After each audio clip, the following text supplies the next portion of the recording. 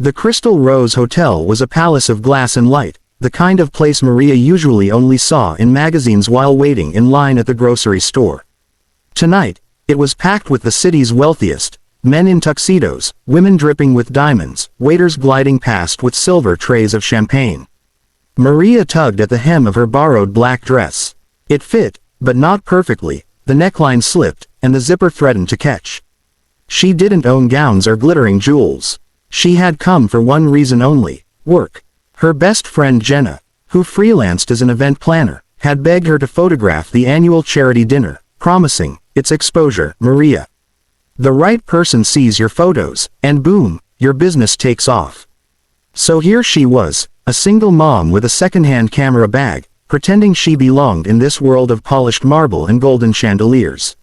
She kept to the edges of the room, snapping shots of laughing guests, the extravagant floral centerpieces, the string quartet playing softly in the corner. She was just getting into a rhythm when the atmosphere shifted. A ripple of attention moved through the crowd, like a tide changing direction. Heads turned, whispers began. Maria didn't have to look up to know who had entered. She could feel it, the weight of a presence that commanded the room. Still, curiosity made her lift her camera. There he was, Adrian Blackwood, the billionaire, the man whose face appeared on magazine covers whenever there was a story about power, money, or ruthless success. He was taller than she'd imagined, his broad shoulders filling his tailored suit, his expression sharp enough to cut glass. His dark hair was perfectly styled, his jaw set with the kind of authority that made even politicians around him lean in like eager students. Maria lowered her camera quickly, her pulse unsteady.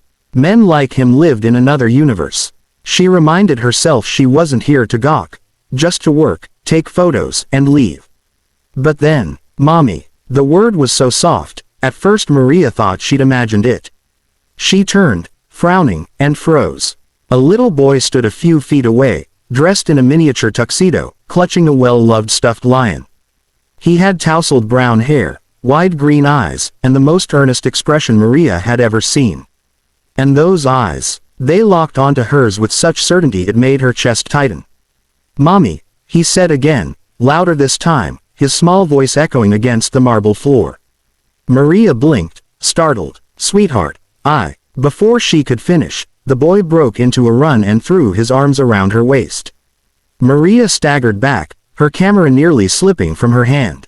The entire ballroom seemed to pause, the music, the chatter, even the clinking of glasses. Dozens of eyes turned to them. Whispers started immediately, sharp and curious. Maria's heart pounded so hard she thought everyone could hear it. She had never seen this boy before. And yet, there was something achingly familiar about him. Across the room, Adrian Blackwood's head snapped toward the commotion. His eyes narrowed, his jaw tightened, and in one swift motion, he set down his glass so hard it shattered against the marble. Maria crouched instinctively, trying to loosen the boy's small hands from her dress. Her voice shook as she whispered, "Sweetheart, you've got the wrong person. I'm not your..." But the boy lifted his head, his green eyes brimming with conviction. "No, you are. You're my mommy. I saw your picture." Maria's breath caught. "Your picture? Where?" "In Daddy's office," the boy said simply, as though it explained everything. His grip tightened, like he was afraid she'd vanish if he let go. The air in the room thickened with whispers. Faces turned toward them, some shocked, some intrigued, all hungry for scandal. Maria's palms grew damp. She wanted to melt into the marble floor, but the boy's words held her pinned in place. And then he was there. Adrian Blackwood. Up close, he was even more overwhelming than she'd imagined. Tall, commanding, his green eyes burning with a force that made her knees weak. His gaze flicked to the boy, then to her, and back again. His jaw clenched. "Ethan," Adrian said in a voice that sent chills down her spine. "What did you just call her?" The boy, Ethan, straightened, his chin wobbling but his voice steady. "I called her mommy, because she is." A ripple of gasps swept through the ballroom.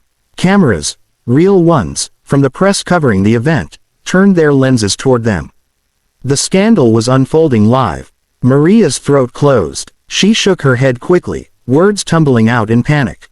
"No, no, you don't understand. I don't know him. I don't know this child.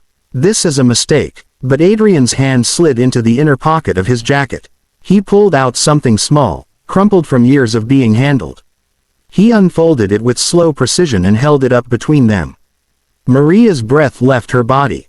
It was a photograph. Of her. Not recent. Younger. Softer. Her hair loose and sunlit. Her eyes alight with the kind of happiness she hadn't felt in years. A photo from a summer she had tried to bury in memory. The summer she'd met a man who had seemed almost too perfect. A man she thought she'd lost forever when he disappeared without explanation. Her gaze snapped to Adrian. "Where did you get that?" His voice was a low growl, thick with accusation. "You left. Without a word. Without a note. Do you have any idea what that did?" Maria's lips parted in disbelief. "What I did? You vanished, Adrian. One day you were there, the next, gone. I thought you'd moved on, forgotten me. Her voice cracked. "I never knew about him." Her eyes dropped to Ethan, who looked up at her with such desperate hope it broke something deep inside her. His little hand slipped into hers, as if he was afraid she'd slip away. "Enough," Adrian snapped, his control fraying. "Not here. Not in front of them." He gestured toward the hungry crowd of onlookers. Then, softer, his eyes locking onto hers with an emotion she couldn't name, "You're coming with me. Tonight." Maria's heart pounded, her voice trembling. "And if I don't?" Adrian leaned closer, his words meant only for her. "Then you'll walk out of this ballroom and break his heart again. And I won't forgive you for that." For the first time in years, Maria felt truly trapped, between the man who had once shattered her, and the little boy who had just called her mommy. And in that moment, she realized her life was never going to be the same. The boy pressed his face into Maria's dress, clinging to her like she was the only safe place in the world. And as Adrian strode toward them, his presence electric and dangerous, Maria's stomach dropped. She had no idea what she had just walked into.